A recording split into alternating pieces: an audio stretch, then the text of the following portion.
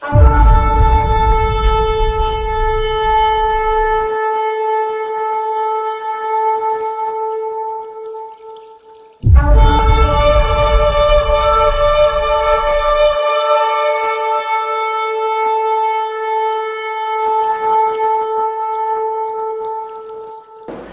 aqui diz o seguinte: pois dele, por ele e para ele são todas as coisas. A ele seja glória para todos sempre. Amém. E Paulo ele conclui dessa forma, ele diz assim: a ele seja glória para sempre. Amém. E ele fala, pois dele ou porquê dele. Então ele fala de 3 motivos ou razões para que essa glória seja dele para sempre. E ele conclui. Vamos entender primeiro o que é essa glória. Quando nós dizemos a glória a Deus, eu estou dizendo que eu estou reconhecendo o mérito de Deus. Eu estou dizendo que o mérito é de Deus e não meu. Eu estou reconhecendo que foi Deus é quem fez, foi Deus é quem proveu e agiu e não eu. E Paulo ele conclui dessa forma.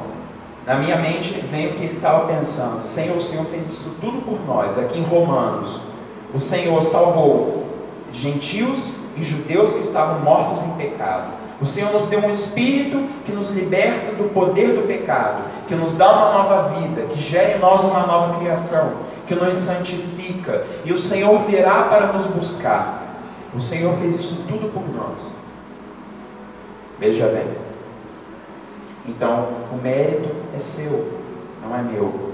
Porque tudo isso ocorreu não por minha força, não pelo meu muito saber, mas pela sua graça e pela sua misericórdia. Portanto, o mérito é seu, Senhor. O mérito ele não é meu. A honra e a glória é a ti, e somente a ti. Quais são as 3 razões? Pois dele, por ele e para ele. Por que dele? Primeiramente, porque ele criou todas as coisas.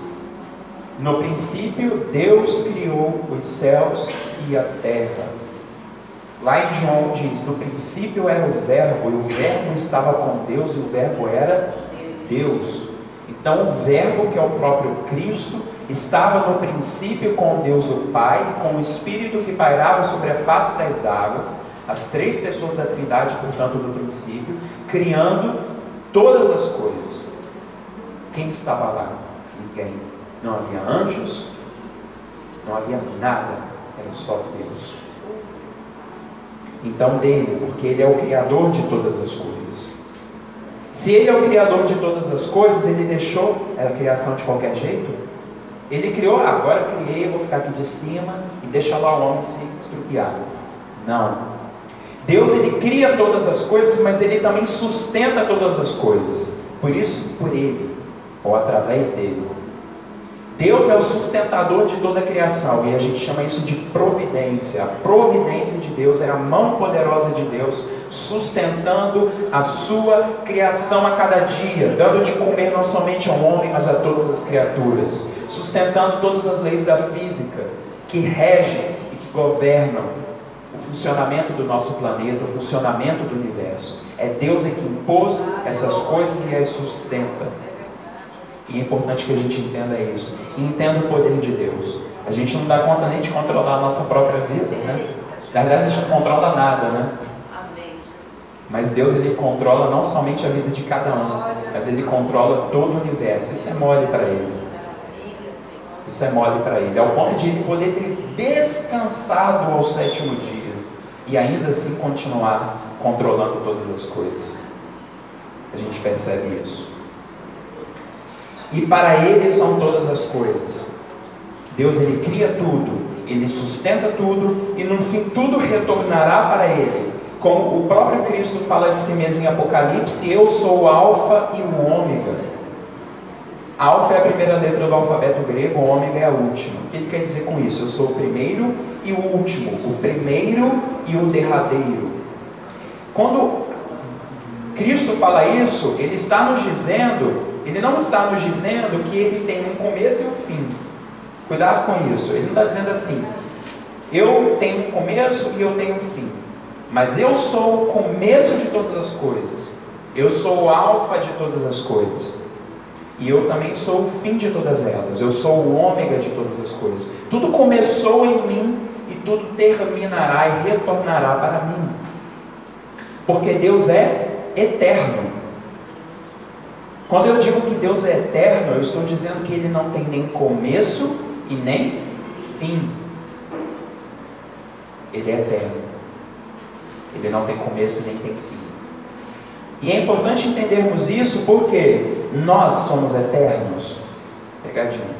Não somos eternos. Ah, meu pai, mas eu vou viver a vida eterna. Uma coisa é viver vida eterna, uma coisa é ser eterno.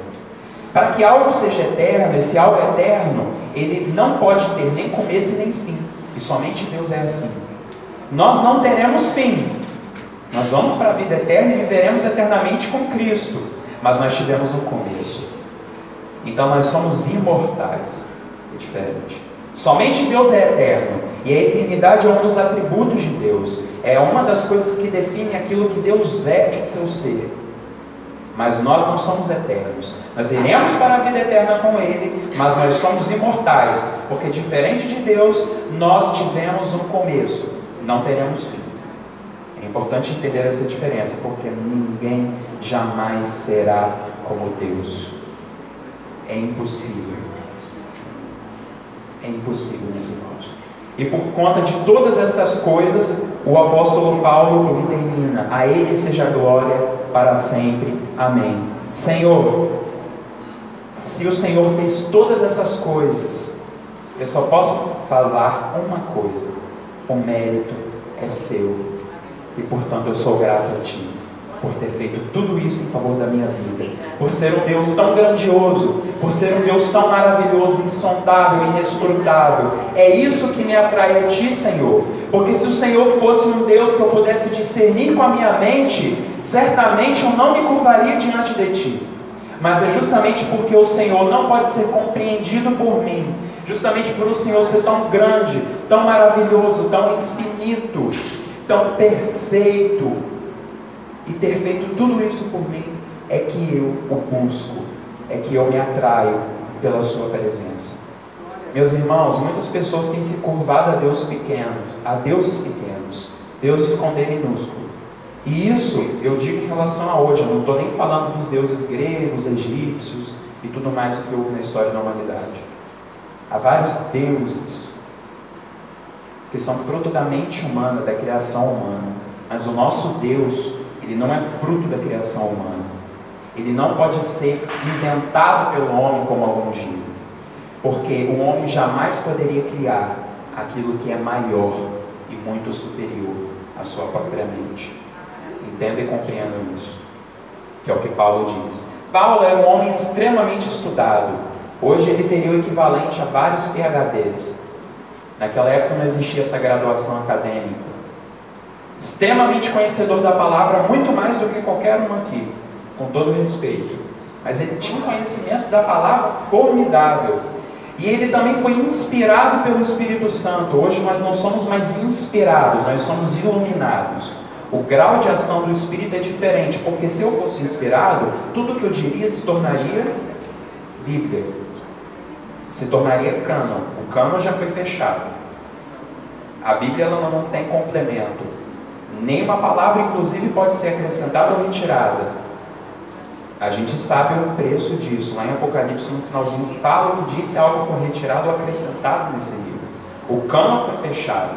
Por quê? Porque o nível de ação do Espírito que havia sobre os homens que escreveram esse livro ocorreu naquele tempo, que é a inspiração.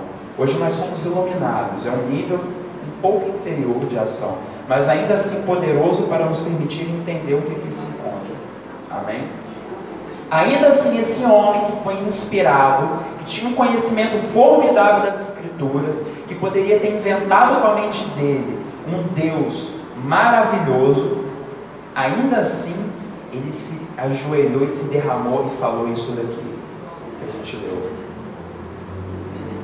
Então isso nos ensina também a nos sujeitar, a nos humilhar diante de Deus e a reconhecer que não sou eu o centro do mundo. O mundo não gira ao redor do Bernardo, não é um mundo bernardocêntrico, mas o mundo gira ao redor de Cristo, é um mundo cristocêntrico. Cristo está no centro de todas as coisas. Como diz Paulo, porque achou bem Deus fazer convergir em Cristo todas as coisas, tanto as que estão nos céus, quanto as que estão na terra, na plenitude dos tempos. É Ele no foco, e é para Ele que nós devemos olhar. Amém? E agora, meus irmãos, só para a gente concluir, mais 5 minutinhos, eu queria fazer algumas considerações a respeito desse texto. O que nós podemos aprender dele sobre os atributos de Deus? Os atributos de Deus, meus irmãos, eles podem ser subdivididos em 2 tipos de atributos. Existem os atributos naturais e existem os atributos morais. Então existem esses 2 tipos de atributos. Os atributos naturais são aqueles que definem a natureza de Deus.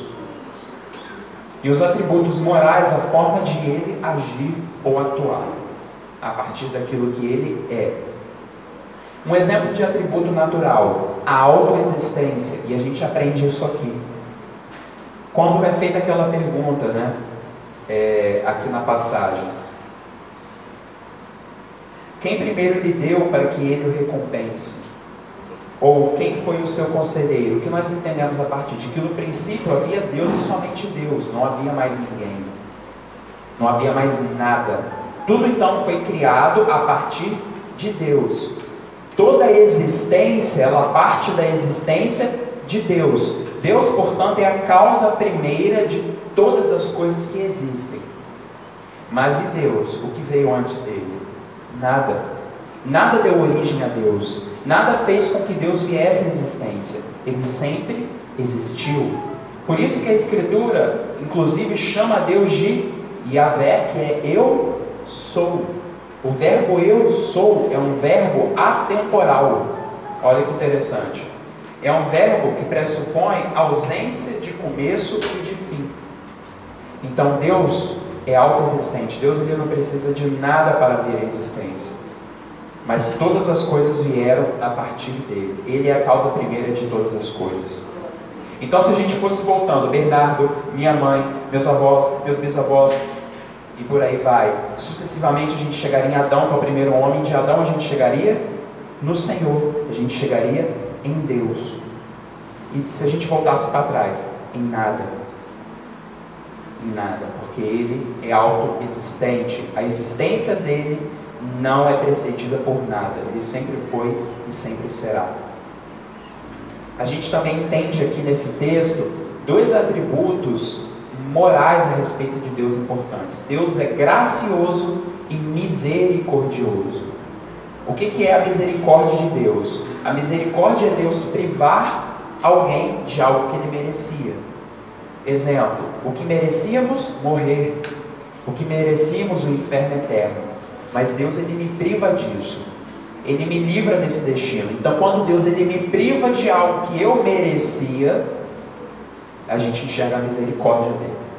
Agora, ele não somente me livra de algo que eu merecia, mas ele me dá algo que eu não merecia, algo que eu não poderia conquistar pela própria força. O que é esse algo? O que é isso? É a graça. A graça, então, é o contrário da misericórdia. Às vezes a gente confunde graça com misericórdia. Misericórdia é Deus te privar de algo que você merecia, e a graça é Deus te dar algo que você não merecia, que é a vida eterna. Eu não merecia a vida eterna. Eu não podia fazer nada para alcançar isso, mas ainda assim Ele me concedeu essa vida eterna. Ainda assim Ele me deu isso. A gente também percebe aqui nesse texto um outro atributo importante, que é a bondade dele. Deus é bom. Deus, ele tem disposição em agir com benevolência em relação ao homem. Deus, ele não era obrigado a fazer nada disso, mas ainda assim ele foi bom para conosco, e ainda assim ele fez todas essas coisas. A gente percebe aqui um outro atributo de Deus, a imanência. Nossa, que nome horroroso, Bernardo. O que é imanência? A imanência é Deus atemporal, eterno, se inserindo no plano histórico da humanidade, se sujeitando ao tempo e ao espaço. Foi o que Cristo fez na encarnação. O Filho, o Verbo, que estava no princípio com Deus eterno, ele se torna homem e habita entre nós. Isso é a imanência de Deus. Deus ele não era obrigado a fazer isso, mas ainda assim ele fez em favor das nossas vidas. Nós também entendemos, para finalizar, 2 outros pontos. A revelação de Deus. E aí, isso já não é mais atributo, tá? De Deus. Os atributos que eu comentei foram os que eu falei anteriormente. A revelação de Deus é o quê? É a forma como Deus ele revela sobre si mesmo ao homem. E aí existem 2 formas de Deus ele se revelar ao homem. Existe a revelação geral e a revelação especial. A revelação geral é a forma como Deus se revela na criação. Quando eu olho para tudo o que é criado, eu enxergo o Senhor, eu enxergo a sua beleza, e eu digo, lindo és, não tem aquela música que canta lindo, lindo és? Eu enxergo o quão grandioso Ele é, o quão perfeito é o Senhor, porque os céus e a terra proclamam a glória de Deus, porque na criação eu posso enxergar os seus atributos, visíveis e invisíveis. A natureza, ela está aí não para ser adorada, como os índios fizeram. Mas a natureza está aí para que através dela as pessoas possam dizer, é verdade, existe um Deus que é grande, que é maravilhoso, que é perfeito. A Ti seja a honra e a glória, Senhor. E por fim existe a revelação especial. Por que ela é especial? Porque diferente da geral, a especial ela é salvífica. Através dela pode haver salvação. E que revelação é essa? É a revelação na palavra de Deus.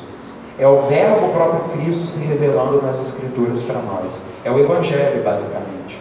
E é pela fé no Evangelho que nós podemos alcançar salvação. Amém?